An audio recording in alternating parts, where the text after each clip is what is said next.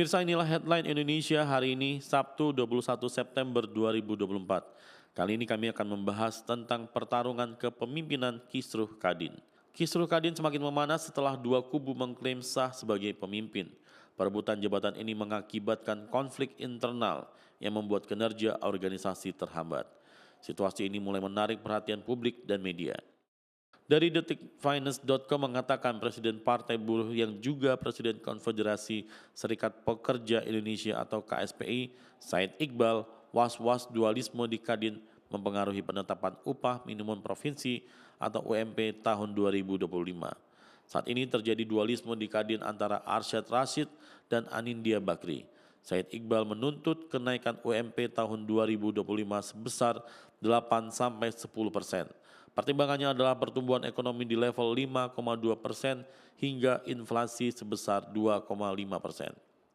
Dilansirkan dari ekonomi.bisnis.com bahwa perebutan kursi Ketua Umum Kadin terjadi setelah digelarnya Musyawarah Nasional Luar Biasa atau Munaslup Kadin 2024 yang digelar pada hari Sabtu 14 September 2024.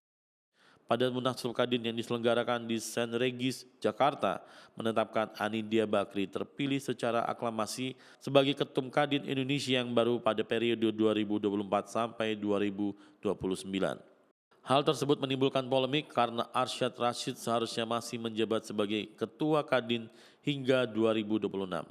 Kepala Badan Penegakan Hukum Pertahanan dan Keamanan Kadin Indonesia, Bambang Susatyo, yang hadir dalam Munaslup menilai terpilihnya Anindya telah sah menggeser Arsyad Rashid.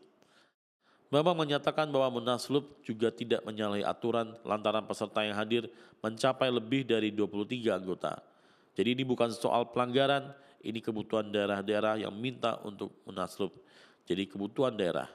Bisa dalam AD/ART dibaca saja, jadi tidak harus ada pelanggaran. Demikian kata Bambang kepada wartawan pada hari Sabtu 14 September 2024.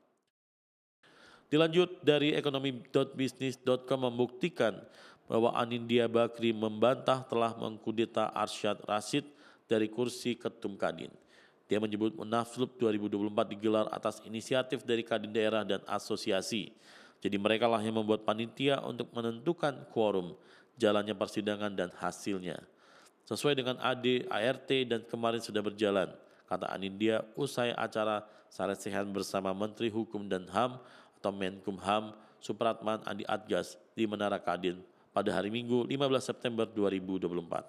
Sedangkan dari kubu Arsyad Rashid mengatakan tidak dapat menggelar kegiatan di Menara Kadin usai Anindya Bakri ditetapkan sebagai ketum pada Munaslup 2024.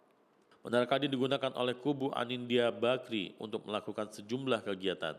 Sedianya Arsyad menggelar konferensi terkait kisruh Munaslup Kadin pada hari Minggu 15 September 2024 pada siang pukul 13 waktu Indonesia Barat. Namun agenda tersebut mendadak dipindahkan ke lokasi lain. Arsyad Rashid melaporkan bahwa ada upaya penghalangan terhadapnya untuk mengadakan konferensi pers mengenai Munaslup Kadin pada 15 September 2024 di Menara Kadin. Karena pengurus sah Kadin Indonesia 2021 sampai 2026 tidak diizinkan masuk, konferensi pers tersebut dipindahkan ke JS Luansa. Selanjutnya dari Kompas.com menjelaskan, Kadin Indonesia yang dibentuk pada tanggal 24 September 1968 dan diakui melalui Undang-Undang Nomor 1 Tahun 1987 merupakan induk organisasi dunia usaha di Indonesia dengan jaringan bisnis terbesar hingga ke provinsi dan kabupaten atau kota. Anggota Kadin terbagi dalam 4 kategori, yaitu anggota biasa untuk pengusaha perseorangan dan perusahaan, anggota usaha mikro dan ultramikro untuk usaha kecil dan menengah, anggota luar biasa yang terdiri dari asosiasi bisnis termasuk Apindo dan HIPMI, serta anggota luar biasa tercatat atau ALBT yang tidak memiliki hak dan kewajiban sebagai anggota. Pemirsa, itulah headline Indonesia hari ini.